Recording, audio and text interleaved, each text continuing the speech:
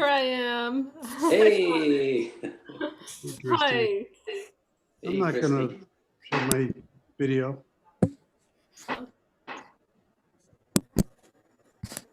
Let's see. Okay, it's 7 o'clock. We have a quorum of our committee. So in order to get started, I would like to go ahead and we will call this meeting to order. We have the 5 members of the Bike and Walkway Committee. I'm Pete Cook, I'm the chair. And let's go through. Rebecca, could you introduce yourself? I'm Rebecca Noble and I'm the vice chair. And the others, I'll let Ned. Ned Oliver, just a regular guy on the committee, I guess. Lance Miller, relative newcomer to Wellfleet. And I'm Christy O'Campbell, the clerk.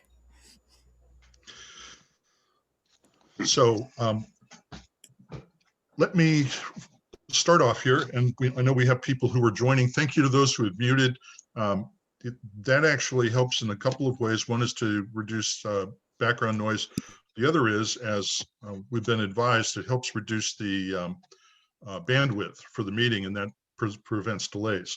Let me read the meeting notice to put us all on the same page here. On Monday, February 15th at 7 p.m., the Wellfleet Bike and Walkways Committee and the Wellfleet Community Forum will jointly sponsor a virtual meeting to gather suggestions from the public regarding bikeway routes through Wellfleet toward Truro.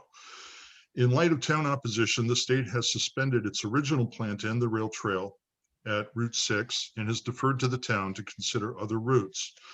The Town Bike and Walkways Committee is preparing a systematic analysis of alternative bikeway routes through Wellfleet to Truro to objectively compare how well the various alternatives meet predefined goals and objectives.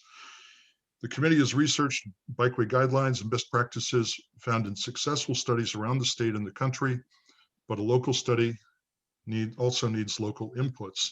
The committee wants to incorporate local interests unique to Wellfleet so that the analysis can yield the best fit solution. The committee wants to hear the public's ideas and suggestions so that they can be factored into the upcoming study.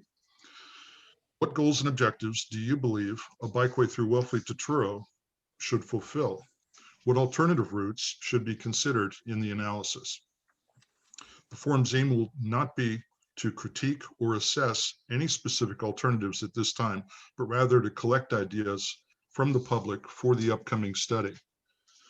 Again, thank you for joining, and I want to express a special thanks to the Wellfleet Community Forum for helping arrange and to advertise tonight's meeting of the Bike and Walkway Committee so that we could maximize public participation. That's the objective, obviously, tonight, public participation. Let me go through our Zoom rules of engagement for tonight's meeting. And in fact, Christy, could you put those, can you please post those? Share the rules of engagement for tonight's meeting online. Let's see how this works.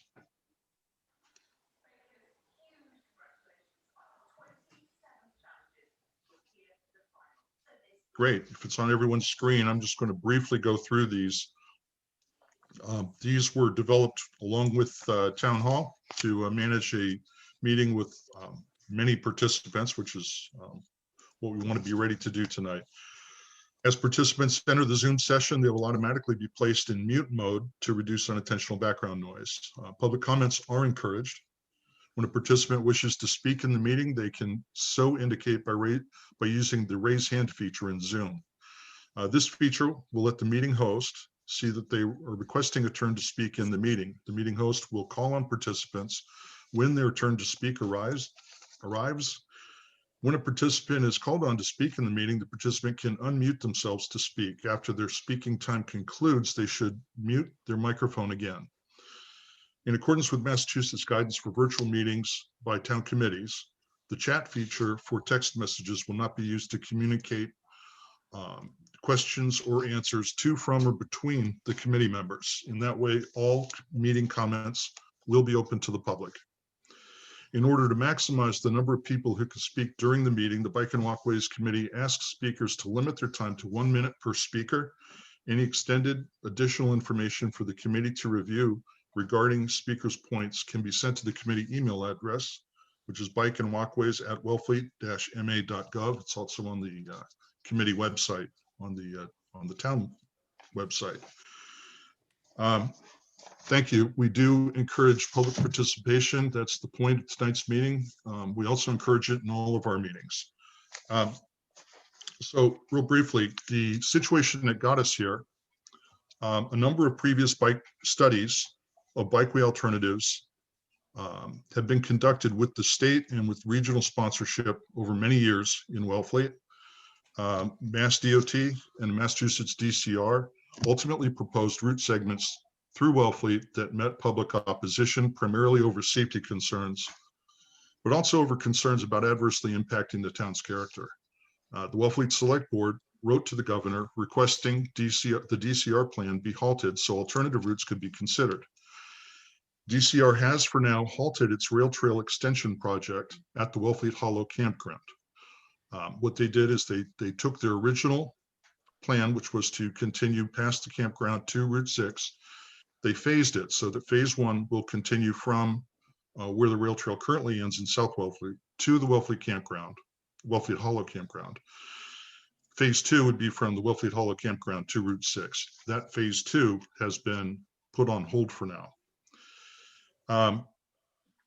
DCR has deferred to Wellfleet to conduct feasibility studies of alternative bikeway routes. We want to encourage the state. We want to continue the bikeway, but we want to engage the state in a better process so the plans can be made with everyone on the same page. We want to develop a realistic solution with the state. To do that, we first want local inputs, and that is the focus tonight. The Bike and Walkways Committee was established by the Select Board with a specific charge, which was to consider ways to provide safe areas for biking and walking in Wellfleet, and specifically to work with the Cape Cod National Seashore, the towns of Provincetown and Truro, and the Cape Cod Commission to establish the continuation of the bike trail northward into Provincetown, and also to prepare a plan for future bike and walking routes through the town of Wellfleet. So with that said,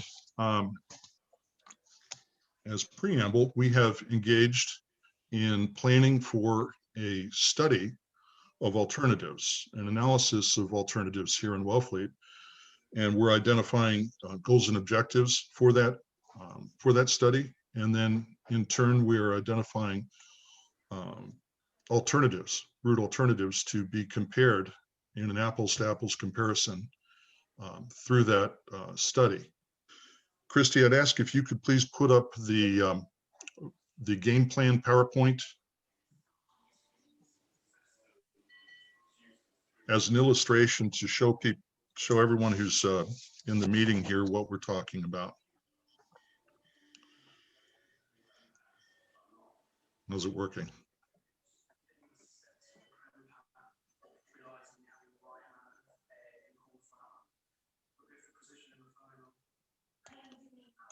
Okay, thanks.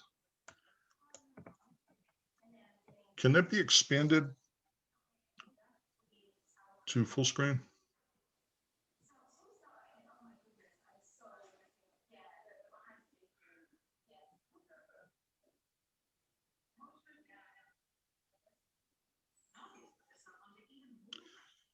While you're working with that, Christy, thank you. Essentially, to develop a bikeway recommendation for the select board, which is what we are working on in accordance with our charter, there are two parts. One is to define our methodology for the analysis, and the other is to identify alternative routes. In both cases, we're seeking input from sources outside of our committee. Let's talk about the methodology first. External agency inputs we're receiving. We're already engaging external agencies for technical inputs. We're also looking at a number of references from around the country, looking at both guidance documents, starting with guidance documents here in Massachusetts, DOT and DCR in particular, relating to multi-use trails in Massachusetts. We're also looking at federal level guidance documents, and we're looking at how they've been applied around the country. In addition to looking at how bikeways have been designed around the country and what guidance they've followed, we've also looked at accessibility guidelines and how they've been implemented. We also took a look across the pond. We looked at Europe, and a number of sources from Europe, including Germany's national bikeway plan for 2019. And we also looked at EU guidelines for developing bikeways, as well as some studies that were done in municipalities in various countries in Europe. So a number of different sources.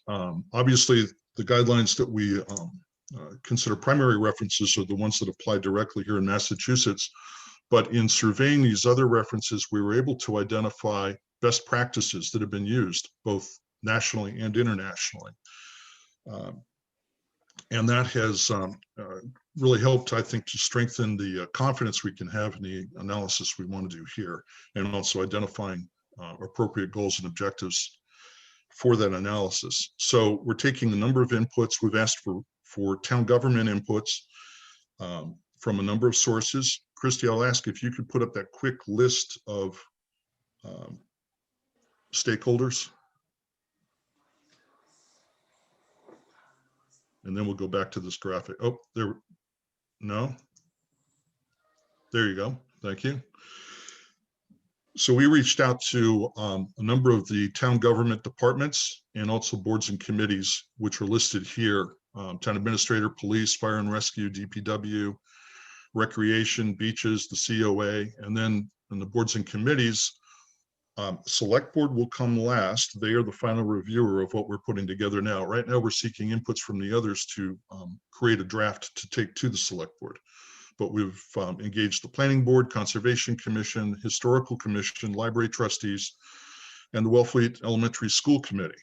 We see the library and the elementary school committee as being important because if one of the purposes of bike route planning in Wellfleet is to serve all age groups, we want to consider those who are using the school and the library as well. Christy, could you go back to the game plan? Thank you. So those were some of the town government inputs. External agency inputs were both engaged. We're engaging with some, the Cape Cod Commission in particular, and also Truro right now, to get inputs actively right now. And we're going to be, once we've collected public inputs locally, we'll be engaging DCR and DOT to get their inputs and their evaluation of what we're doing with our goals, objectives, and criteria. Public inputs, obviously, that's why we're here tonight. If you look at the analysis methodology. Now, going to the alternative routes and defining those, there were a number of ideas that have been kicked around in Wellfleet over many years, and that's what we're calling here historic inputs. Many of these are already documented. Also, historic inputs would include inputs that have been documented by the state through various studies over many years, and including the current ones. Public inputs, again, we're seeking tonight. We've engaged the Truro Committee for their inputs, in particular on what endpoints in Truro we should focus on as we're looking at alternatives. And then, of course, public inputs, which is why we're here tonight. Now, there's a red bar you'll see between defining the analysis methodology and identifying the alternative routes, and that is because we imposed a firewall between these two efforts. We want the methodology for the analysis to be unbiased. And part of that means that we mature our goals and objectives and criteria with blindly, and by blind, I mean we're not looking at the specific alternatives that are going to be measured in Wellfleet, but rather looking at inputs we receive both publicly from government agencies and other inputs, and also through that review of that sizable number of reference documents. So as we finalize the draft of the methodology, we then will approach the select board to have the select board concur with what the planning that has been done for the analysis. And once that's done, then the committee will in fact perform the analysis. What happens following that is that we will provide our recommendation to the select board, which charged us in the first place.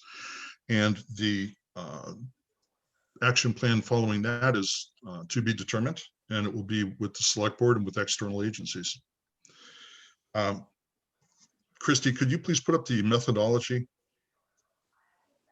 illustration?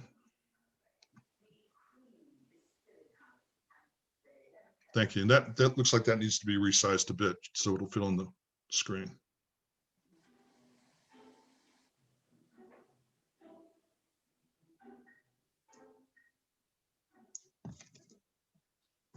Now, this is just a representative illustration of how the methodology scoring will work. We'll have different goals, which will general statements of what to achieve, which will then be broken into objectives, which will mark specific progress toward meeting the goals. The objectives and the goals together define what's important for a bikeway. The criteria derived from the specific objectives, and those are in fact the measurable elements of the objectives. The goals will each have a weighted score. The objectives weighting will derive from the goals, from the goal weights, and they will be proportioned according to their priority. And then again, the criteria as well. Ultimately, as the criteria are rated, they'll receive scores, which will then be added to provide a total score for each alternative. I noticed I just saw a comment here that someone who was on the phone, of course, couldn't see the graphic, and I hope this description has helped. These are also, by the way, these graphics are available on our committee website as attachments to our meeting minutes. Lance Miller has been the author of our methodology, again, working independent of the identification of alternatives. And Lance, I'd like to ask you to please comment on the methodology, if you'd like to add anything to what I just provided as a summary. Sure. Lots of evaluations of, say, bike paths begin in somebody's kitchen where someone says, yeah, this would be great if we could do this, but I think it ought to be quick and low cost. And another person says, no, it ought to be full of nature. It ought to be really wonderful to travel. And whoever has the most, the loudest voice or something often wins on that. The criteria are often put forth without something behind them. Sometimes people will list a whole bunch of things that they'd like to see a bike path do, but they're not motivated by anything. The best possible way of getting the best path is to start way back with your vision. What on earth is this Cape Cod spine path for? What do people see it doing? What's in their minds as to the intent? And to really capture that, read everything you can about the vision associated with that in MassDOT and CCC and DCR, and then say, okay, I get it. And it seems to me that the following 4 to 6 goals really capture that. These are goals are separate, and they really capture that intent. But let's take one by one and let's try to break it apart and make it more specific. What are the specific objectives you could do to have to implement that goal? And then once you have an objective, you pick one of them and you say, okay, now how could I give a clipboard to somebody to go out and look at this path and answer questions about it so that we could get a rating on it and really evaluate how good this path is relative to our objectives, our goals, and the vision. And this is the methodology that's used worldwide, is to begin with at the top with what you really want to accomplish and start breaking it down. Not to sit around a table and think of all the criteria you could have, cost, practicality, safety, all of these things, but to start from the beginning. And that's in fact what we've done. A lot of people have done it. No one has a real alternative except not to do it well. That's basically what happens here. We're going to do it completely right. We're going to do it by the book, straightforward out. And when the criteria come, and the criteria will be developed, derived from the goals, we'll ask people to look at what we have before we go out. And then those are the things we're going to rate the paths. And so whatever comes out, it's going to be objective and it's going to be quantified. And I'd just like to say one thing is that we're assigning, say, in this slide here, goal 1 has a value of 35%. That's our best guess. We see that it was stressed. It was mentioned first over and over. Suppose we're wrong on that. This methodology we have, if we implement it really computationally, we can go back and say, let's change. What do you think it should have been? And we can see whether it will make any impact on rating, on the paths, on the ordering of the paths.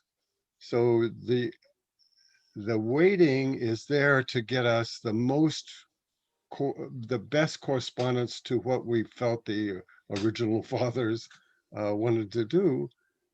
And if there's a question about it, we can go back and examine it. So it's fully computational. It's observable to anybody who wants to look at it, and it's reliable. Okay, thank you, Lance.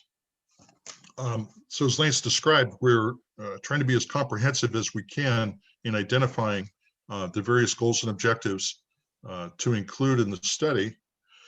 Before we go and we've been drafting things.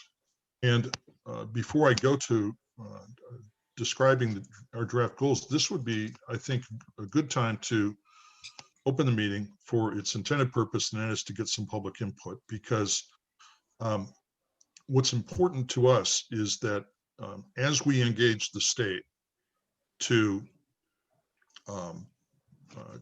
move forward on this bikeway issue, that we know what's important, including what's important to the people who are going to be using the trail and who live here.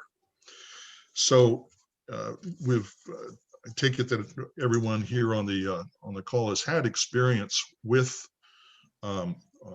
multi-use paths, whether it's hiking, biking, walking, whether it's recreational or as a commuter.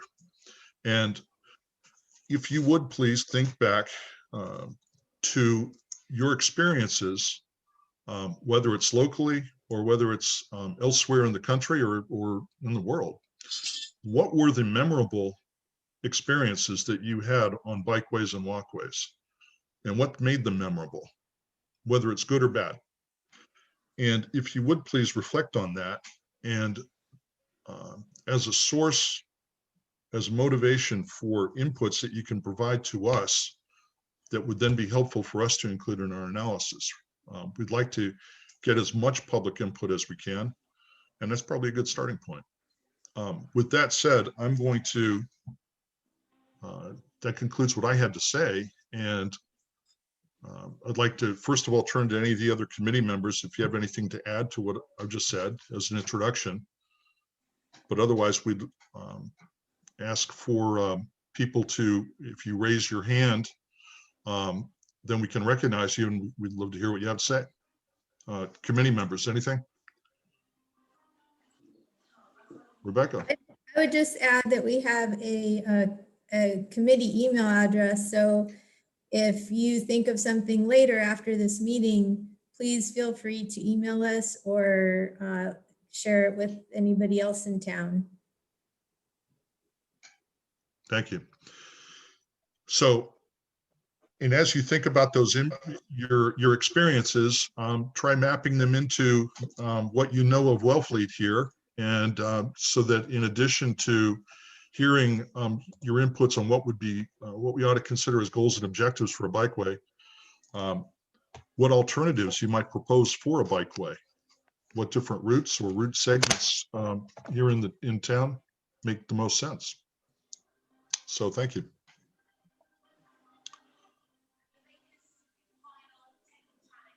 And Christy, I see. So- Dick Elkin raised his hand. Yes. In terms of goals, I would like to see a bike path that lets the users experience the full beauty of the natural attractions in Wellfleet of nature. But remember that it's also part of a larger vision so that through bikers can use it as part of the system that runs from the canal all the way to Provincetown. And that a lot of the people will be through bikers. And I'd like the experience in Wellfleet to be to enjoy nature as much as possible, staying away from commercial aspects. On the other hand, some percentage of the people do want to take advantage of the center of town. And to that extent, I think they should be able to cross Route 6 in a safe manner, hopefully by using an overpass rather than being on the same ground as traffic. And that means Long Pond Bridge or, if necessary, something purpose-built, but not walk across Route 6 at a traffic light or any other controlled manner.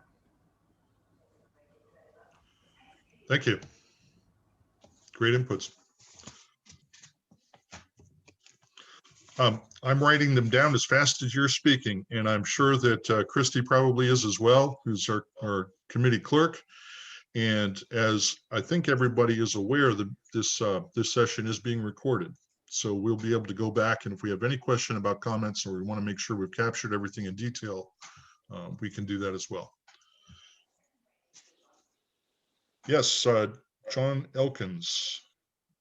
Hi, I'm sitting in Vermont now, but I also have a home in Wellfleet, very close to the proposed trail in Old King's Crossing. So, and it looks like, and I missed the beginning of this meeting. I was making a COVID vaccine appointment. Sorry, that it popped up very quickly that it was available, so I thought I better do it. So anyway, and I am a bike rider, and mostly I do not ride on the rail trail because it's a little crowded, you know, from Wellfleet south.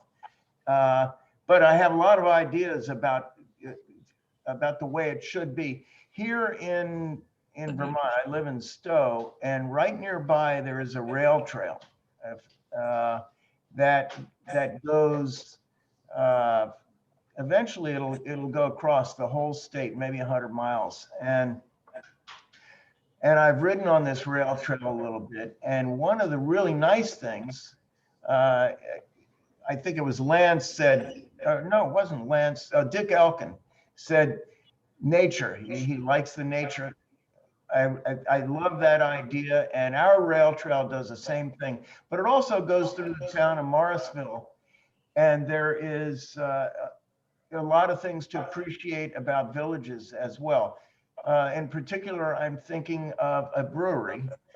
So we don't have any breweries in Wellfleet that I know of, but I don't think we should ignore that. If there is a way to do that, and I've thought you come across Old Kings Highway and go up the power lines, if there's a way to get to Long Pond Road, get into town, maybe that's a diversion. Maybe there's another way to get farther north. But actually, I think that's a good way. Everybody knows the back way to Provincetown, and I think that's a wonderful idea. It's already being used as a bike route, and I don't know what's been said already. It seems to me that going up to Long Pond Road, then cutting into town, a wonderful way to do this. I'm sorry, this is probably repetition. No, actually, it's not. You're only the second person to make input, and that's no, point well made. Thank you. Yeah, and the way I usually ride to Provincetown is I go up along, what's it called? The Selectmen's Highway or something, you know, going up toward the beach in the north and then turn left and then come down into town and go out that way. It's a wonderful route. And if you could connect, actually, I think the best way is north at Old Kings Highway on the power line and then turn left on Long Pond Road. I think that might satisfy your criteria and get people into town. So, you know, there is nature, you know, and the part north of Wellfleet through Truro is wonderful, you know, for nature or for scenery. Well, okay, that's all. I've taken up too much time already. So there you go. But I do ride these, and let me tell you, and a lot of other people do. And speaking as a rider, and that I think that would be a wonderful way to do it. Coming out on Route 6 the way it has been proposed is just doesn't work out well. So, and most bicycle riders don't know how to ride north and then turn left and go into town. That's terrible. So there you go. Sorry. Thank you. Done. I was doing the snow trail last fall, and it really is beautiful trail. So it made me think a lot about what could be done here, actually. So that's interesting that you were sort of comparing the two, because I did the same thing. Right next to a brewery. What more could you want? You know. I wanted to say David Holstrom is next in line, but can't figure out the hand raising feature. So. Oh, well, thank you for recognizing him, though. Let's, yeah, we can hear from David. Hi. I read the notice you sent out earlier about your proposed goals, including, you know, the environment and all this stuff. And it sounded like an absolutely beautiful bike path that you had in mind. But I would like to suggest one more goal or criteria that you should add to your list. And that is that it should be possible. And preferably within some reasonable number of years. I think in order to do that, you need to at least give an indication of who the property owners and abutters might be and what it would take to get their permission, what state and local and county, et cetera, permissions you would do it, and some reasonable plan possibility of doing that. And thirdly, how much it was going to cost and who you would expect to pay for it. I think if you can at least give us an idea that those things are doable, it's just pie in the sky. No matter how nice the trail looks on paper. Thanks for that. Thank you for that input. That's I want to say one other thing as a bike rider in Wellfleet. I hope this isn't the only thing that the Bike and Walkways Commission is thinking about, because for me, by far, the most doable and important and safety-related measure would be to put bike lanes on Route 6, at least as far down as LeCount Hollow. I live in South Wellfleet. I'm scared to ride up on Route 6. The shoulder disappears. There's already been one death and a serious accident on that area. Seems to me, that's something that people should be concentrating on. That's all I'll say. David, thank you. I want to make sure I understand your last input. Thank you for that.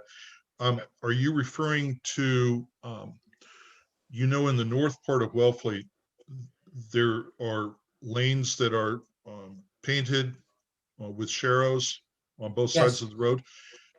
Is that what you're talking about for Yes. South Wellfleet? Yes, and also through Truro. In other words, it's basically a wider shoulder with a lane that indicates that it's a bike lane, either with sharrows or not.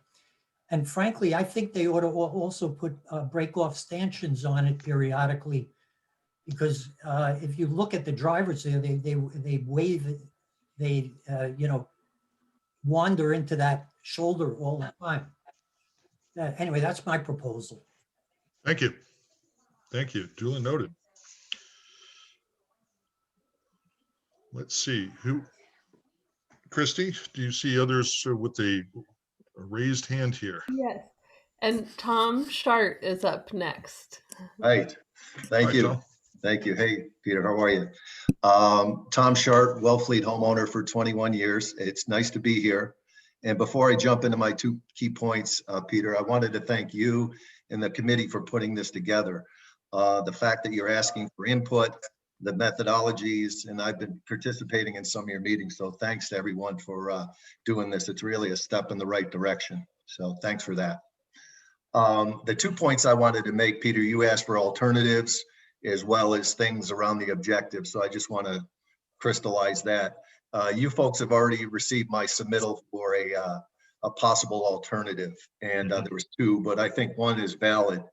And the reason I think it's valid, and you guys know this, but just for those folks that are on the phone, in 2010, there was a study done by the National Park Service, Cape Cod National Seashore, and Cape Cod Commission. It was a bike feasibility study. And they came up with 3 alternatives for Wellfleet. And one of the ones that I sort of honed in on and I submitted was the one that they called the Eastern Corridor. And basically, without getting into too much detail, that would take you from Old County at the requested termination point right now that you folks have with the DCR, north through the National Seashore lands, the Cape Cod National Seashore. And a couple things there, Peter. One is, I know you folks are looking to gain some kind of leverage, or if that's the right word, with those 3 different groups that I mentioned. But this is something that they committed, or they submitted, and this is their idea. So maybe going back to them and saying, look, at maybe this is something that Wellfleet could look at. You already did it. I thought that had some valid point to it as well. So I want to share that with you. The other thing that I liked about this, which will bring me to my second point, and it comes home because a couple of folks have commented, that there's no impact to private property owners. And I know I've attended a couple of your meetings, and thank you for letting me do that. Specifically, I've always raised my hand, make sure we're protecting private property owners. And I think this is true, whatever route that we're looking at within Wellfleet. But for example, if I could put a quick context to what I mean here. If you cross Old County and go up the power lines, a lot of people don't know this, but 90% of that property from Old County Road to Long Pond Road, 90% is owned by private property owners, right? Both from end to end, the whole thing underneath it. And, I went on the assessor's map. I mean, there's 24 property owners, I think, that are under there. And a lot of people don't know that. They think the town owns it, Eversource owns it, or maybe the National Seashore, but that's private property. And I know the committee has received, of those people that are property owners, the committee has received 50% of those property owners have already sent you a note. They sent it to the Board of Selectmen, as well as the entire bike committee, but also the state officials, saying that they're opposed to their property being used as a public bike path. So the reason I bring this up is, and that's why I think it's great, is that you're coming to us asking for feedback. And this is a lot different than was done, I think, when you look at the DCR plan, right? The DCR plan said we own this property, and some folks may be abutters on this phone line, but they didn't have any choice, right? It's their land. you know, maybe they'll put up some trees or something to block it, but they did not have any options there. The nice thing about this, Peter, is you and the team are asking for input. I know there's 4 or 5 other people on the phone that have a similar thing that I just mentioned in terms of objectives and protecting the private property owners. But I just wanted to make sure I put that out there. I know there's a couple select board meeting folks on the phone, and that's important to us. So I think we've got some great options here. And I think just, you know, I want to make sure I drove home the point of that objective. But once again, thanks for doing what you're doing. And I look forward to seeing what kind of progress we make. And I'll let the other folks comment if they want to. Thanks, Peter. Tom, thank you for your inputs. And yes, you had sent us two alternatives as proposals, and thank you for those. And those are included in a growing list we have. Currently, I would say we're at approximately 20 different alternatives that have been proposed to us, or which we've gleaned from various planning documents done by state agencies in the past. So thank you. Thank you. And we're still looking for more inputs. Some of these different alternatives, of course, use some of the same segments along different potential paths and different roads, but combined in different ways to result in different alternatives. That is, you know, the nature of having a narrow land here with a limited number of roadways and fire roads, et cetera. But it makes for some intriguing options. And Tom, thank you again. Let's see, Christy. Josh? Yeah. Did Josh lowered his hand? So unless you want to speak, then we've got Steve next. Did we lose Josh? Hi, sorry. Good evening, everyone. I'll like to keep this short, and I won't go over the gratitudes that are well deserved to the committee. But my experience with biking in Wellfleet has been with large groups of young children. I was a camp counselor, and we would have 10 to 15, 20 kids all biking up and down 6. And not really the safest thing in the world. And if I had to do it all over again, probably wouldn't do it. And the only thing I would ask that we do is that if we do decide to have a bike path that is anywhere close to an automobile, please have a physical barrier. As someone who biked frequently in New York City, once putting physical barriers in place, it made it a heck of a lot safer. And that's what I would request. Thank you very much. Thank you. Good input. Thank you. Christy, who was next? Steve. Yeah. Can you hear me? Yeah, Steve. Okay. Is there some way to put on the camera here? I have a voided camera. I'm happy to turn that on if you like. Sure. Let's see. Is that you or is that me? Oh, there you I go. just Start my sent video. I sent you a request. There we go. Great. Do I exist? See you now. There you go. So just a question here, just to clarify. We're trying to connect the trailhead in South Wellfleet with the National Seashore Trails in Truro. Is that the basic concept here? It's actually different from that. You're close. Yes, we want to connect with the rail trail that currently terminates in South Wellfleet. DCR has a plan to take it further northward. I say north loosely, but yes, to continue it in 2 phases. One is to go as far as the what's now called the Wellfleet Hollow Campground, and then the second phase would take it beyond that. That second phase, to take it beyond the Wellfleet Hollow Campground, they've put on temporary hold.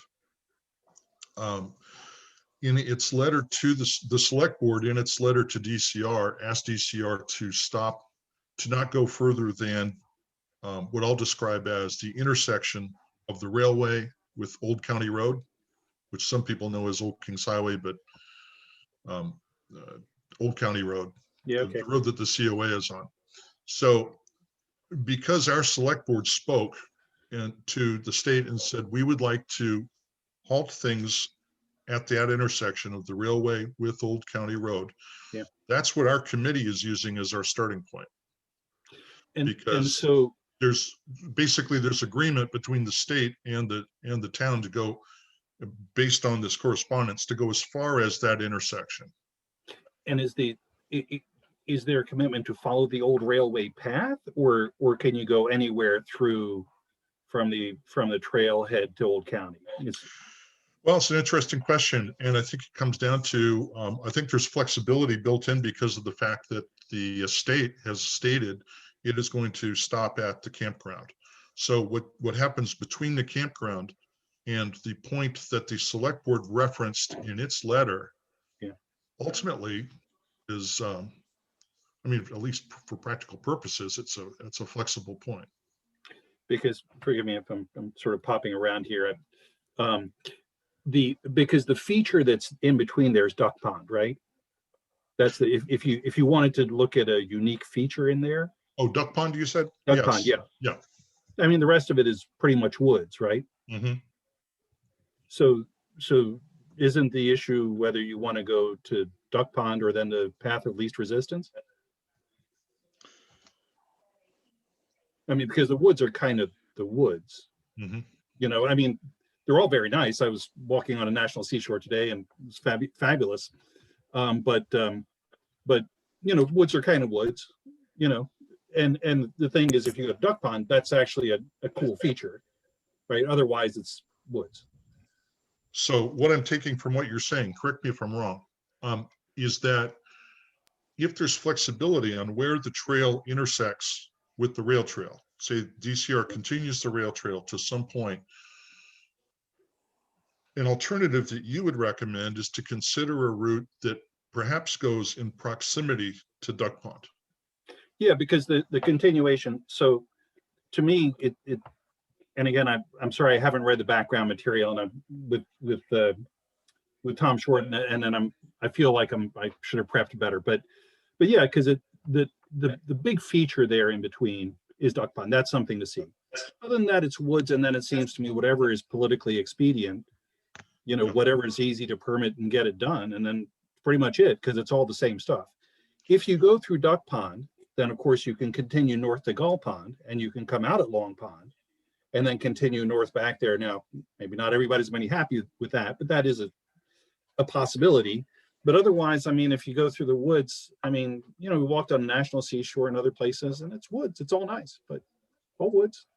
So I guess I'm not sure that we need to over torture the decision if you're going to leave Duck Pond out of it. No, thank you for the input.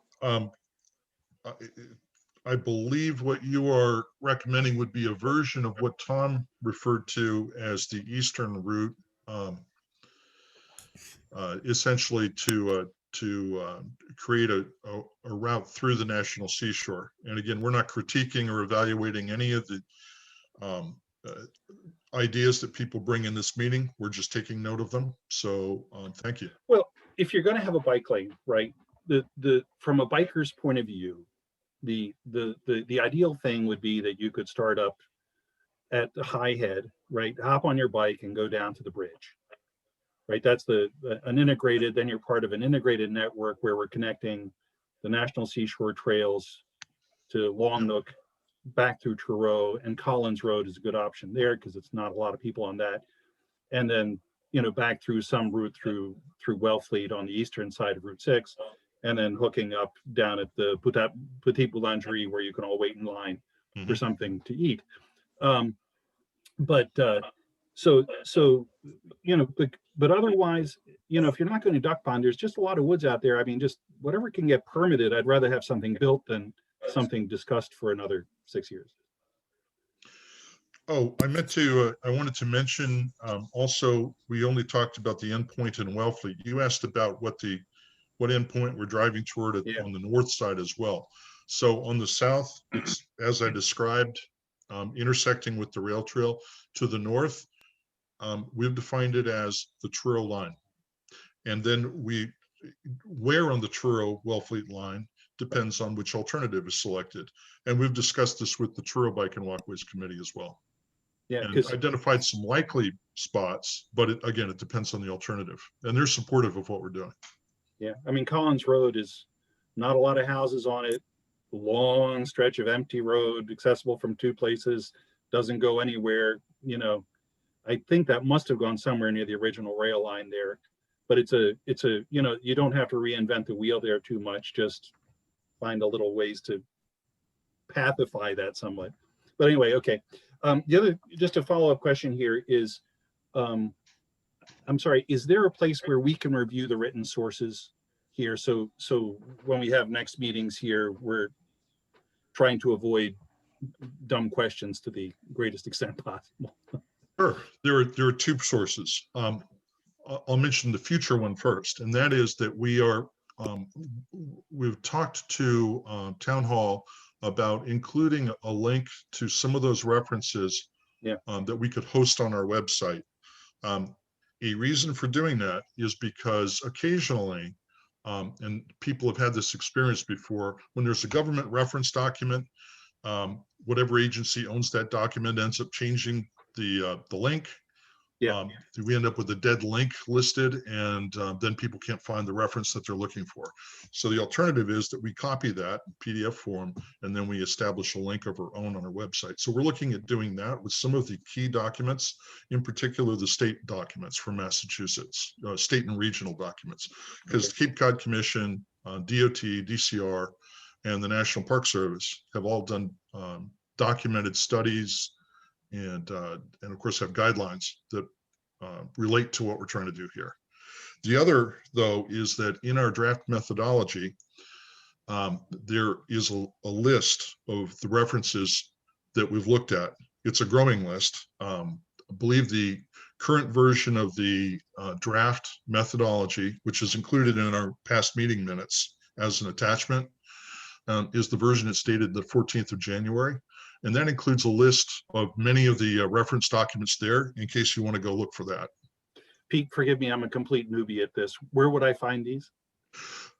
If you go to the Wellfleet Town website, and then under boards and committees, go to the Bike and Walkway Committee. On the right-hand side of that site, there's a list of meeting notices, and then below that, there's a list of meeting minutes. And we've been holding meetings every 2 weeks since December 4th. And so from December 4th onward, the draft, our draft methodology has been included. Thank you, Christy. Yeah. Thank you, Christy. Okay. Yeah. Hey, Christy.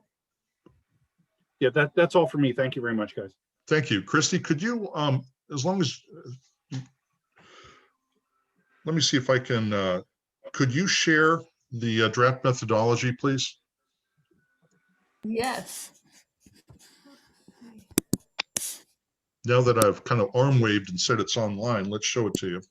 Okay, and scroll down to page 2. Just go ahead and go all the way down.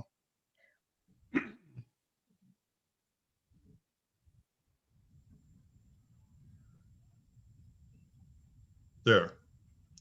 So that's an example here of several of the reference documents. And so we've listed those in our in the methodology document for the study. This is not the study, this is the methodology. So it's the planning document that shows the method that we'll be using for the analysis. And so we've listed a lot of the documents there. This, in fact, there were 2 lists. The first one is a list of local documents, ones that pertain to this region. And then the second list is one of studies done around the country and some European references as well. These lists are not all inclusive. Again, this is dated the 14th of January. We've looked at some others since then.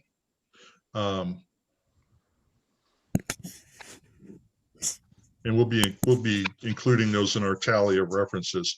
This also doesn't include about 20 or so references that we found regarding accessibility guidelines for bikeways, and that includes grading as well as other accessibility issues. That's a whole separate list.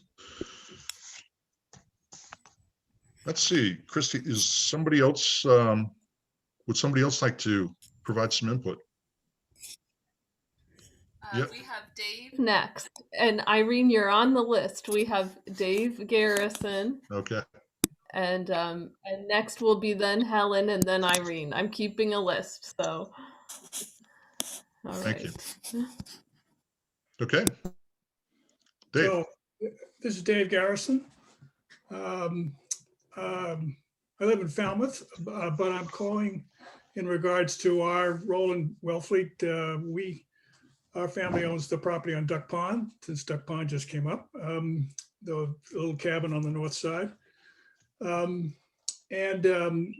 We've had the property since 1927, and then so I've been through that period of time, nearly 100 years now, stewards of a sort of the pond.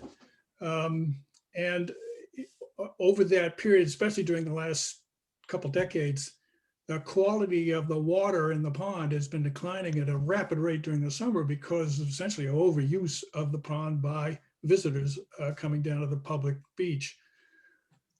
So that's by way of background to say that I would encourage the committee to adopt as one of its criteria, one of its goals, some way of assessing the impact that each of the routes have on the facilities that are nearby. And as the gentleman said just a few minutes ago, obviously Duck Pond is one of those facilities because it's so close. In fact, you don't actually need to make a connection to, because when the folks get to that campground, they're only like 2 minutes away on a dirt road to the parking lot at the top of Duck Pond. So they're there for all practical purposes. So I think the town should take some responsibility for assessing impact, not just of the physical lane that you select, but also what happens to those things which are nearby, and are there ways to manage that impact so that it doesn't make situations like the overuse of Duck Pond worse. If you just visualize for a minute, and you've currently got a terminus that you're heading for, at least at the moment, of the campground. Let's say on a given busy Saturday in July, I don't know, 40, 50 bike riders decide, well, we're only 2 minutes away from Duck Pond. Why don't we pedal over there, ride our bike down the bike trail, the trail to get to the pond, and have a swim. Well, on a busy Saturday in July, that pond is, the public beach is already overloaded with people, sometimes 50, 60, 70 people down there. You add another, I don't know, however many, you guess, it's going to have an impact. And not just because they're physically there, because they're going to be riding their bicycles down that pathway. That's where a lot of the pollution in the pond is coming because of all of that. I don't need to go on and on. I'm just saying, that's a special case there that needs to be assessed. But I think you guys ought to feel you have the responsibility of thinking through what does it mean to have the trail coming through there. I think some may argue that Great Pond could also be a target, maybe even out to Cahoon Hollow. I mean, after all, you only got a relatively short ride on the from the campground. Those are all potential impacts on town facilities that matter.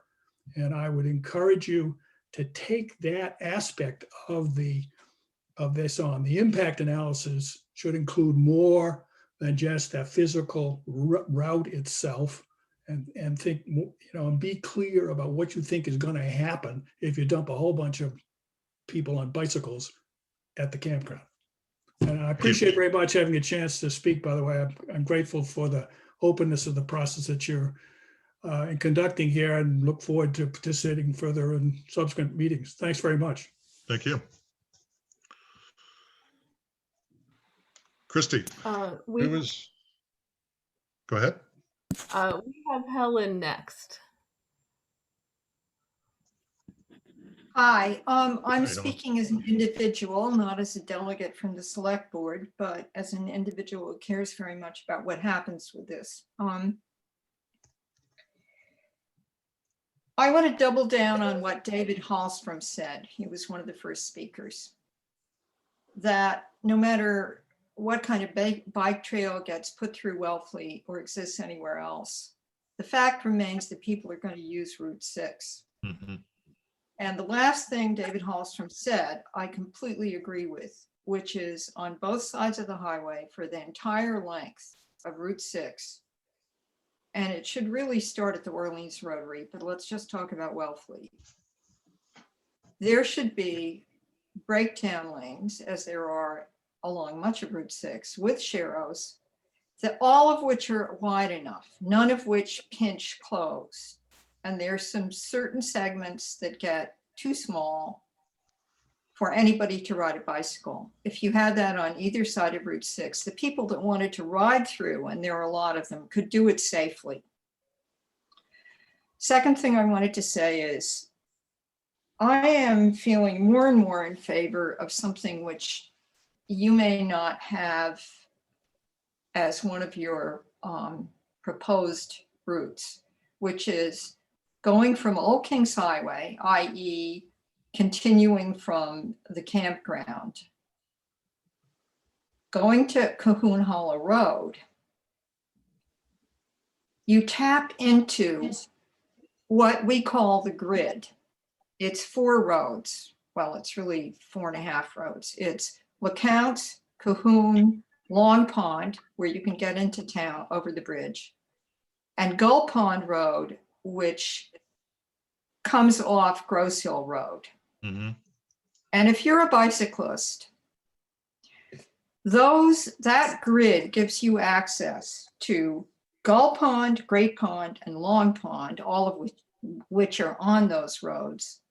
And it also gives you access to more remote ponds like Duck and like Dyer, which should remain remote because they can't take the impact of too many people.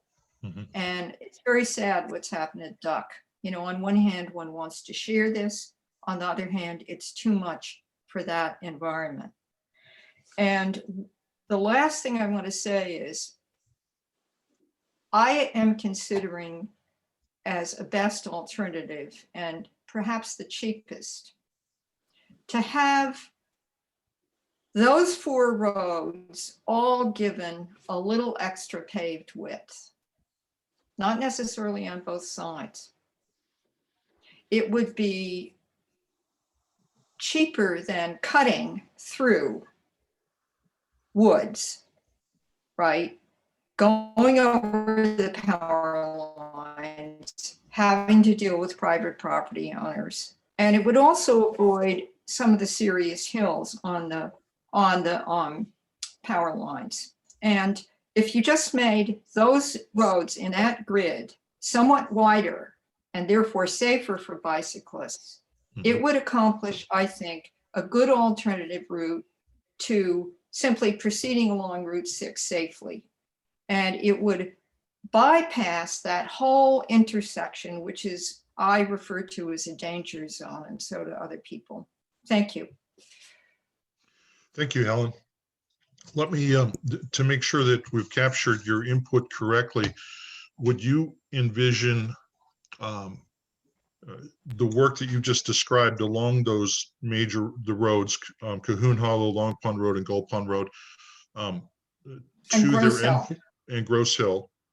In the case of LeCounte. In the case of LeCounte, Cahoon Hollow Road, Long Pond Road, and Grosse Hill Road, would you continue that to their termination at Ocean View Drive? Yeah, I would. In other words, even if you just did it on one side of the road, it would make those roads more user-friendly. And although I'm not the, high-powered bicyclist that my former partner was, 40 miles a day, no problem. I've ridden on those roads all my life, and I know how dangerous they are if, you don't have a little extra room. Thank you. Thank you, Helen. And now we'll hear from Irene. Thank you. Can you hear me? Yes, Irene. Great, thanks a lot. So I've had to battle my technology here. I can see you on an old computer. The regular computer died, and I'm talking to you on the phone. And so I don't know where to look first. But I want to thank you for opening up this conversation and for hearing our comments, and very thoughtful comments from the persons who've already presented. I'm a homeowner of over 50 years in Wellfleet. It's not my Wellfleet, although I wish it were, it's not my permanent residence. I'm speaking to you from winter wonderland here in New Jersey, and can't wait to get back to Wellfleet. I had to pass it up for most of the summer because of COVID. My property is on Queensway, and we go to all the way up to the seashore with the power lines that go across a portion of our property. And my very deep concern is for the private property owners and the protection of my property. Wellfleet to me is my peaceful slice of heaven. And I am sure that property owners throughout would say the same thing. And I beg of you to take that into, I know I've written you letters and to the state and to the Board of Selectmen and to the committee. This is a very thoughtful conversation today. I'm very hopeful about that. But the primary objective will be to be, for me, is, and I think for most people, is the protection of private property. And I want to reflect on the comments that Helen just made and previous as well, that the very fragile nature of the that exists in Wellfleet that makes it so special and unique. You mentioned Dyer Pond, Duck Pond. So taking all of that into consideration,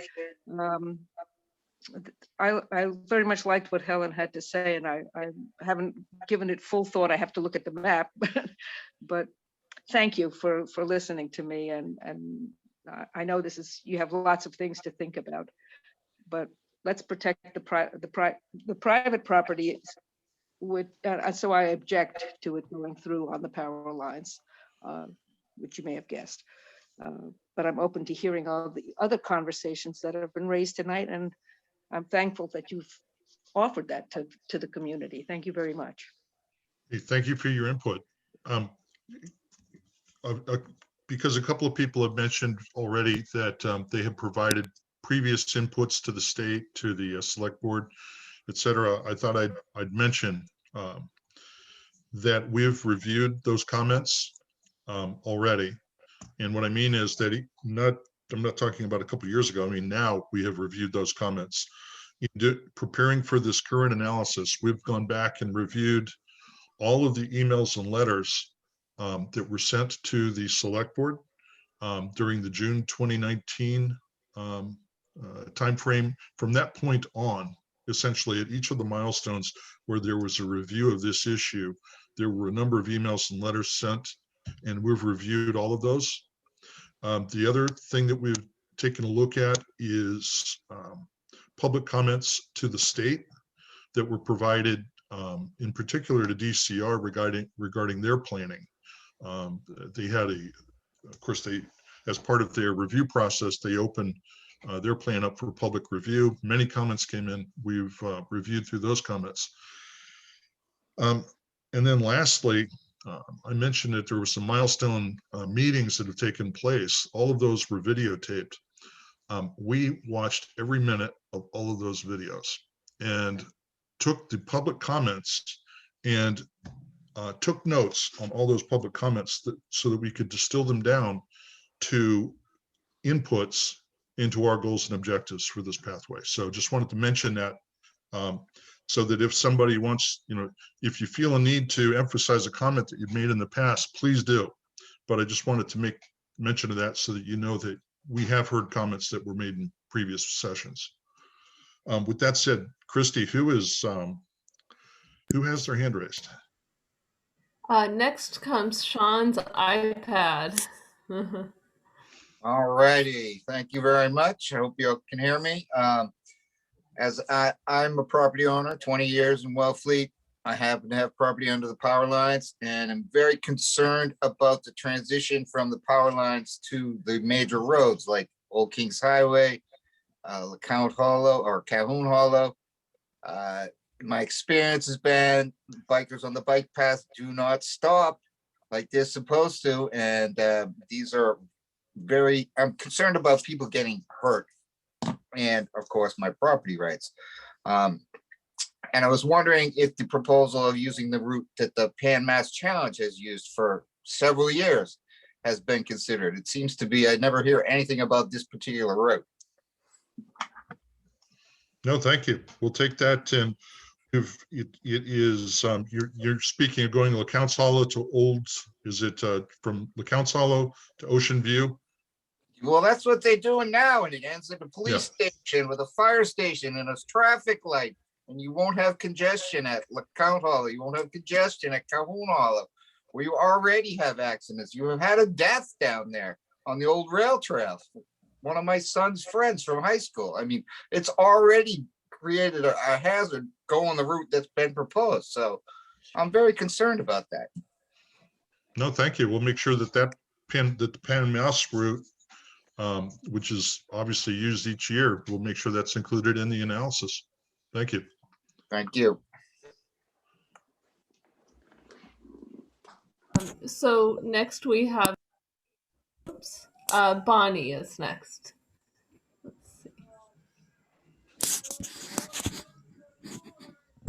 So, hello.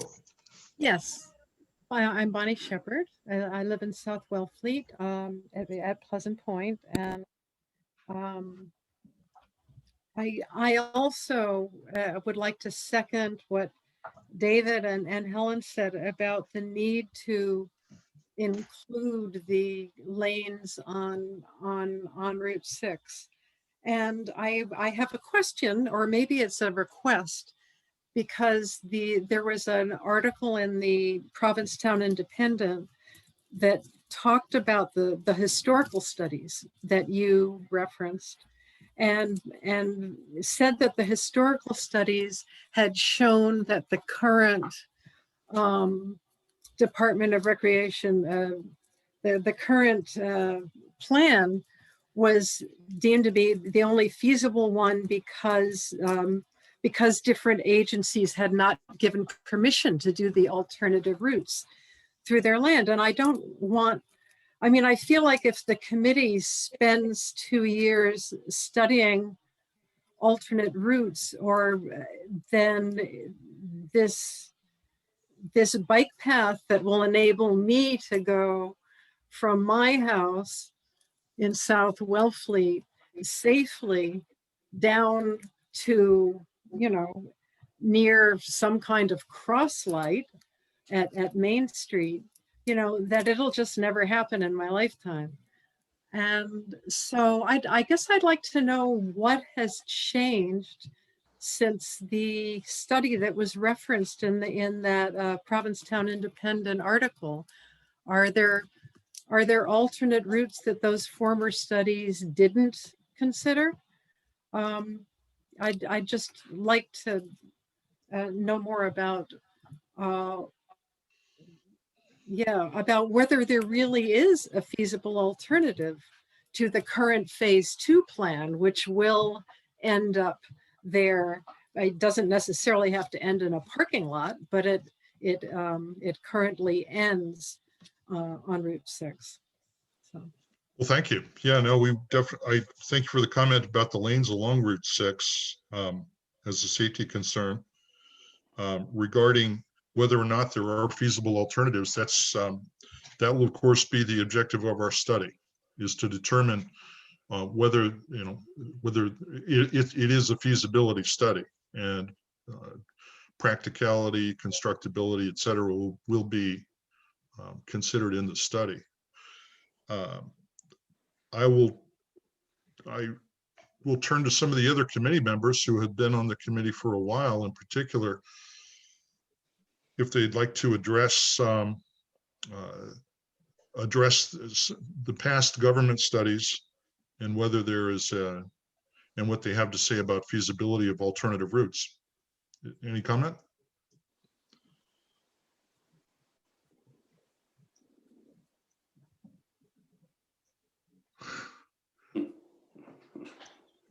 I'm looking at Rebecca and Christy and Ned. I've done a lot of talking. I don't want to do it all. Go ahead. The most recent comprehensive would be the Cape Cod Commissions. And they had left it that they circled this area near Route 6, near PJ's, as an area of concern that needed further study.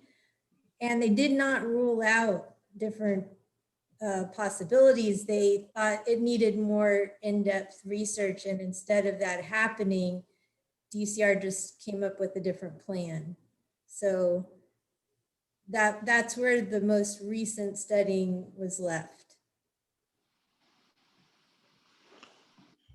And isn't the DOT pretty well planning on doing lanes on Route 6 anyway? It sounds like to me, even if we do get a proposed route, you know, one of our routes through the woods, I still think in any case, I think you should have both, ideally. You know, to have the Route 6 set for more experienced riders with sharrows and the lanes on the side of the highway, and to also have a route that's more of a family user-friendly route, more scenic and much more safe. But I do think that ideally we have both, because the lanes on Route 6 are also great for the commuter aspect of what we want to also emphasize. We don't want it to be strictly you know, a user-friendly family thing, to have those. So I think it can be done.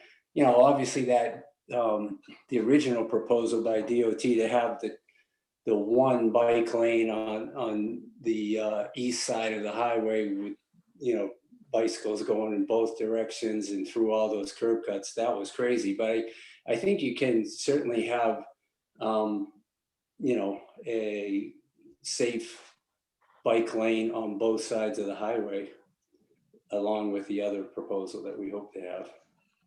That's right. My understanding from the DOT was they're going to be doing a resurfacing project through the whole entire length of Route 6, and we'll be definitely adding bike lane on both sides of Route 6. And If I I think could ask that's just next year. Yeah. Bonnie, can I ask you a follow-up question? You're probably familiar with the way that the bike lanes are painted along Route 6 in North Wellfleet and on into Truro. Is that essentially the concept that you're thinking of? It is, but I forget who said it, but I do think that, I mean, we have had 2 friends hit by distracted drivers along Route 6. I mean, luckily neither of them were mortally injured, but you know, people, you know, they're dealing with their kids or whatever, and they get distracted and they swerve slightly into the shoulder.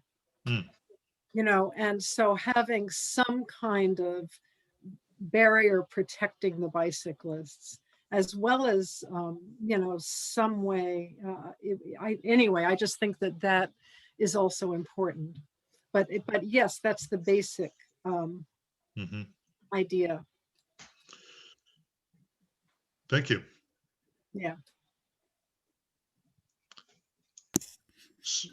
Yes, Chrissy. Up next for speaking. Who? Justina. Oh, yes. Hi. Well, first I want to thank the Bike and Walkways for a wonderful forum. I'm really impressed, and I really enjoyed the presentation of the methodology and look forward to your continued work. My comment's brief and touches upon some of the things that were said about Route 6. I think that it's important to me that we recognize the needs of some of our guest workers and members of our communities who don't have cars and who aren't recreational riders. I'm haunted sometimes when I'm driving at night and I see restaurant workers on bikes in the dark during the summer. So faulty as Route 6 is, and dangerous as Route 6 is, we are stuck with it. And I hope that the needs of the poorer segments of our community, at least we're mindful that they are a segment of the layer cake that is Wellfleet. And I don't know if some of the ideas about stanchions or protections along the side of the road are possible or not, but some of these populations are quite vulnerable, and they don't have a choice. They're here to earn a guest wage in the summer, and anything we can do to make that highway safer, especially at night. They really literally just use it to get home after a restaurant job, sometimes after midnight. Thank you. Thank you. Great comment.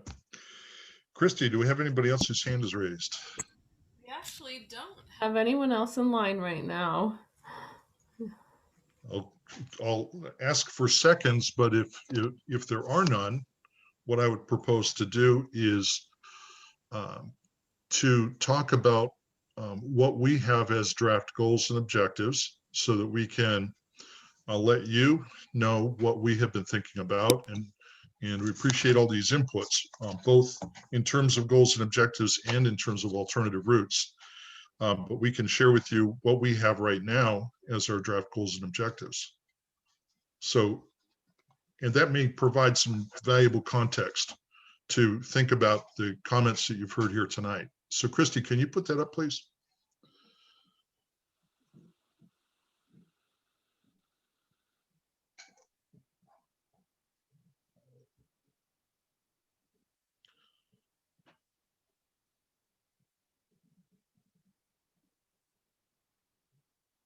Great. Okay. Are you guys seeing it? Yeah. Yeah. So the first thing before we get to our list is, where did our inputs come from? We've received inputs tonight, obviously, but as of last Friday at our last meeting, these are the inputs that we had. First of all, public inputs on what is most important for a Wellfleet bikeway. I described the review we did of past comments to the state, to the town government, both verbal comments in meetings and written comments.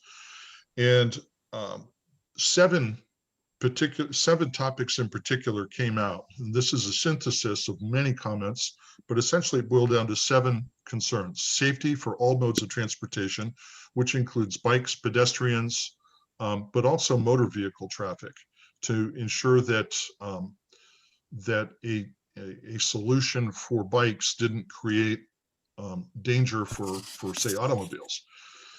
Second, low stress for all modes of transportation, including motor vehicles. Again, low stress being an aspect of safety, but that was called out multiple times as a separate concern. Connectivity to local destinations and other trails, accessibility for all ages and abilities, a route that would enhance Wellfleet's quality of life and preserve Wellfleet's character, and also to provide scenic and enjoyable cycling and walking. So those were the 7 main points that came out. Some of them were mentioned many times, some were mentioned fewer times. Next, taking a look at external references. These are gleaned from references focusing first and foremost on the region and the state, but then broadening that to include other references around the country and also in Europe. Safety, comfort and attractiveness of the route, minimizing adverse environmental impacts, local support, a primary consideration in identifying bike routes, accessibility, connectivity. And connectivity includes connection to economic centers, workplaces, things like that, as well as to attractions in a particular area. Whatever route's chosen should promote cycling. That's cycling, whether it is recreational or whether it is purposeful or purposive as a commuter, that sort of thing for transportation.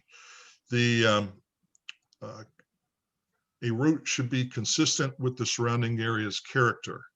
It should avoid private property impacts. There needs to be some practicality involved, constructability, cost, both factors that need to be taken into consideration.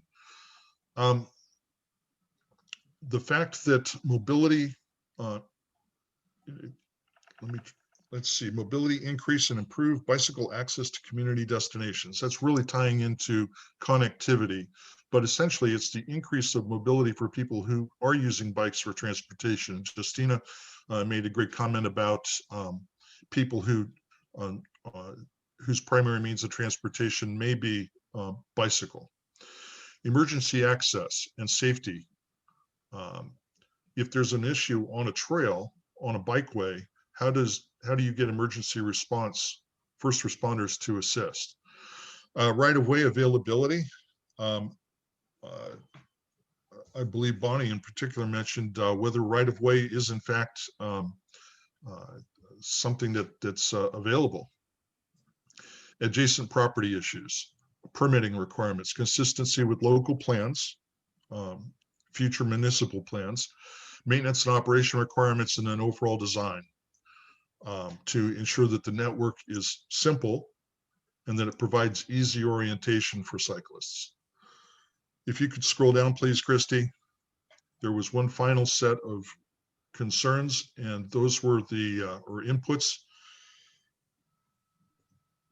Those were the ones that came from the members of our committee, based on their own experience, based on the inputs they've received from other cyclists, and based on experience, cycling experience. Whatever solution is chosen should promote cycling in general. It should promote cycle transportation. So again, back to commuting.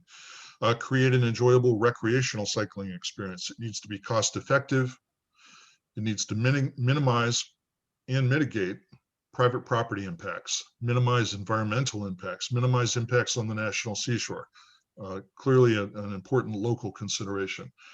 The route needs to promote safety, establish connectivity with Wellfleet locations of interest, including beaches and downtown. It needs to honor Wellfleet's history and character. Connectivity to other trails. It needs to promote enjoyable cycling for all ages and abilities, provide separation from motor vehicle traffic, avoid dangerous intersections, minimize noise levels, and provide optimal accessibility, as well as providing facilities and rest stations for route users. So please scroll down, Christy, and we'll look at what we developed. First of all, we have a vision statement and a mission statement, which guide the objectives. The vision, which we kept short and simple, that's to determine the best connecting route from the Cape Cod Rail Trail through Wellfleet to Truro. So that is the why for the analysis that we're going to be undertaking. The how and the what of the analysis is in the next statement. That is our mission statement. To use an objective and numerical methodology to analyze route alternatives, to plan a primary or spine route through Wellfleet that extends to Truro from the Cape Cod Rail Trail intersection with Old County Road. That's the beginning point that we chose. Obviously, there's flexibility as we discussed. The route will attract cycling and walking on the Outer Cape, promote the town's best interests, and accommodate an interconnected bicycle and pedestrian network linking the towns of Wellfleet, Truro, and Provincetown with the Cape Cod Rail Trail, Cape Cod National Seashore, and other destinations within the three communities. Much of that verbiage is taken verbatim from Cape Cod Commission planning, in particular that last reference, the 2017 study, the master plan for the Outer Cape. Goals and objectives follow, and we identified, and then the criteria are not listed here, but they will be the measurable elements of the objectives. That's another level of detail. But essentially, we came with 5 goals, and they're listed here in their unweighted form along with their objectives. The first goal is safety. Hazards to exposure of motor vehicle traffic and bike path problems can be minimized. There are then 4 objectives under safety. Exposure to danger, path accident prevention, intersection safety, and traffic safety. Before I do all the talking, let me ask if Lance, if you'd like to weigh in, because these goals are intrinsic to what Lance has been authoring in the methodology. And I know he can provide some good thoughts on adding more description to the goals. What you try to do when you work down this way, you get a set of goals and you say, you spread them out on the table and you look and you say, does this really cover the intent of this pathway, the overall? And we had some things lumped together and we needed to break out. For example, conservancy is really, really important. It was lumped. And so we broke them apart and we look at them and we make sure that they're not overlapping, that they're not saying the same thing. And we've covered everything that's in there.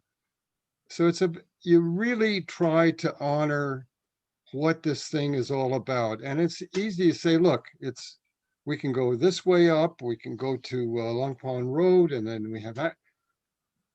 Of course, we can do it this way. But if you begin with the goals and you really establish it, and then you say, what's important? What, people are talking, but in the 2019 master plan for bike sharing and MassDOT, the transportation secretary said safety. And the next thing is important is the comfort, the belief of the rider that they're going to be safe. So we listened to that and we put weights on these goals that really reflected what they are. So when we come out with safety criteria, we go through the objectives and we come out with how are we going to actually measure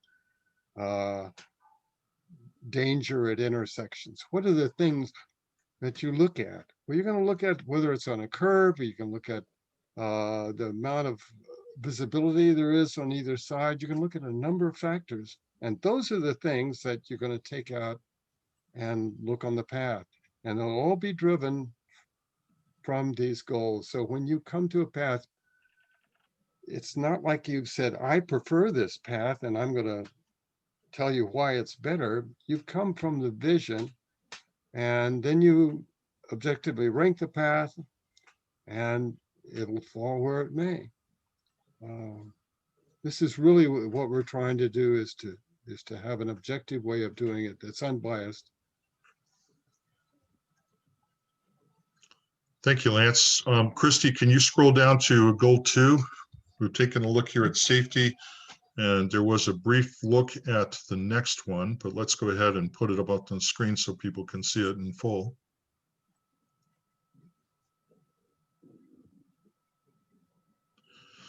So of the 5 goals, we looked at safety as the first, practicality, our second goal, with 5 objectives: constructability, authorizations, traffic congestion, directness, and maintainability. Constructability, authorizations, and maintainability, essentially reasonableness objectives, to ensure that we have a practical solution. Traffic congestion, which is objective 2C, and directness have more to do with quality of the path. We want to make sure, of course, that a path does not unintentionally increase or adversely impact traffic congestion on major traffic arteries for motorized vehicles. I mean, we understand that there are a limited number of ways for motor vehicles to traverse the Cape, and we want to be mindful of the impact we have on those arteries. Directness. Cyclists tend to, even recreational cyclists tend to prefer reasonably direct routes. Commuters definitely do. Hence, commuters tend to go where they the route that's most practical for them. And so we're keeping all that in mind. Christy, if you could go down so we could see all of goal 3. User experience, which one could also call the user, it's more than the enjoyability of the path. It has to do with a number of factors in terms of how what's described here, whether the path will provide interesting, satisfying, and supportive experience for all the diverse intended users, both recreational and purposive. Purposive being a term to capture the idea that some people are commuting on bike, other people are engaged in other types of riding beyond purely recreational. Again, Lance, I'll turn to you. Do you want to walk through the objectives here? Sure. The first thing is it's got to be accessible to all the people that you want it for. And there's a person with a cane and a person in a wheelchair, kids, tricycles, all of the things that you want to have here. It may be much, but it may be too much. Maybe some of the comments tonight have been on maybe separating the purposive people from the others. But this is what we have. It's got to, and that it's going to have some impact about the path. It has to be wide enough. It has to have the right surface. It has to be banked correctly and graded. It has to have a whole bunch of other features so that it can be made accessible. And you certainly want to have natural experiences for people. You don't, those people who are on there recreationally want to have the experience of, certainly for Wellfleet, seeing all the diversity that we have. Got to be stops on them. And of course, we have to support those people who are doing it, or who are trying to reach a destination. And that's the most important thing. Thank you. Let's scroll down to goal 4.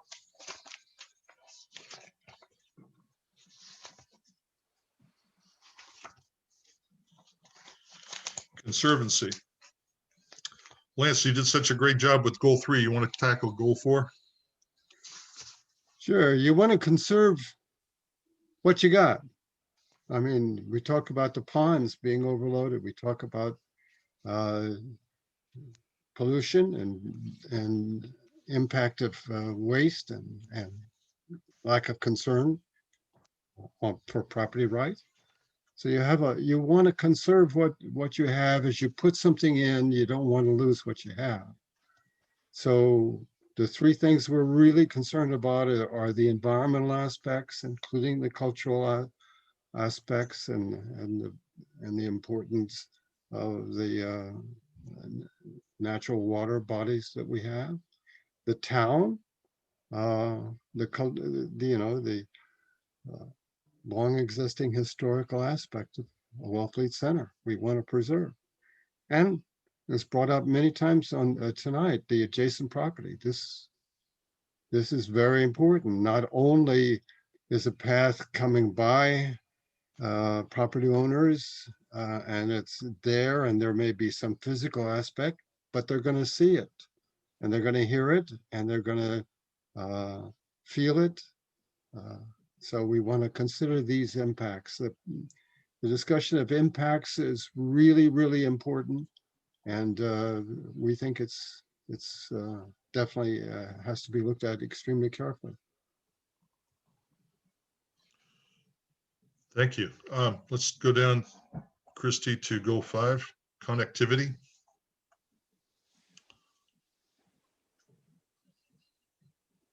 This goal is in here because it's in everybody's list, and it's certainly in all of CCC's and MassDOT's list of things. It's got to be connectivity, and especially if you're trying to increase ridership, you have to be connected, and you worry about being connected to even the poorer neighborhoods and that aspect of accessibility. In Wellfleet, we're dealt a hand with what we have. We have the existing set of east-west highways. We have the main Route 6 north-south, and these provide the existing connectivity. So there's not a lot we can do, except, for example, make it really difficult to be connected. But once you cross a secondary road, Long Pond Road, for example, you have the opportunity to get on it, and let's not impede that in any way. So we're concerned with accommodating the network, making it easy and to make the connections to the various places that people want to go. And there's the idea that if you can, you will improve the connectivity, certainly to trails and to other sites where it's appropriate to invite people to leave their bike and go have a hike or go up to a vista or something. Thank you, Lance. That certainly covers all our 5 draft goals and objectives. And we'll take the inputs we received tonight. We'll go back and reflect on them and make modifications here. As you can probably tell already, some of the points that were covered tonight as concerns, we've included in some fashion in those goals and objectives, but we want to make sure that we've got them, that we've captured them fully. So we'll be redrafting, and then we'll ultimately present this out on our website, on the committee website, so that it can be reviewed. And as always, public input is welcome in our meetings, which are held bi-weekly, and also at any time to our email address, which is on our website, but it's bikeandwalkways@wellfleet-ma.gov. One final point to the committee members. In our last meeting, we had drafted what we considered to be some anticipated questions regarding what is going on with the Bikeway analysis, what we loosely called our top 10 questions, frequently asked questions, and we're now up to 25 top 10 questions, but we have answers to them. And so committee, we've all had a chance to review our draft answers. Because this is a committee meeting, I'm going to make a motion that we present those questions and answers on our website. Is there a second? Second. Okay, Ned is second. All in favor? Aye. Okay, so with unanimous vote, we will post those tomorrow as further information for the public to review on what we're doing. At this point, let me ask if there's any other input, either from the committee or from members of the public. I just wanted to add that the goals, what in response to some of the comments like Bonnie, we have this tendency to want the perfect bike path. But the thing about the goals is if we all agree on the goals and then we use the mathematic equation, what we'll find is the best possible bike path. We won't find the perfect bike path, and we're not going to spend 20 years looking for it. We're going to find the best bike path that we can to meet everyone's goals. So, yeah. You're here. Thank you. Great comment. Any other public comment? Thank you, Pete. Thank you. Thanks for hanging in there with us for almost 2 hours here. Thank you. It's been great. Again, you're all welcome. Anyone is welcome to join our meetings. We're typically held on Fridays, every other Friday at 9 a.m. The announcements are always posted on our website in advance during the week prior to the meeting. and of course, minutes are posted as well on our website. So thank you very much for your inputs, and we'll be taking these and studying them and looking at how to best incorporate them. And as a reminder, it doesn't stop with our study. We're going to be highly interactive with external agencies, with the state, the National Seashore, the Cape Cod Commission, because as we incorporate these local inputs into the analysis, we then want to be approaching those external agencies, some of these technical offices, to ensure that we're mapping out the right criteria to meet the goals and objectives of the study. And so we'll be working closely with them. And then once our methodology is in final form, taking it to the select board. And with their concurrence, then we'll begin the analysis. So as ideas occur to you regarding goals, objectives, or alternatives for us to consider, please keep sending them in. And with that, thank you and have a great evening. Thank you. Yeah. Bye-bye. Bye.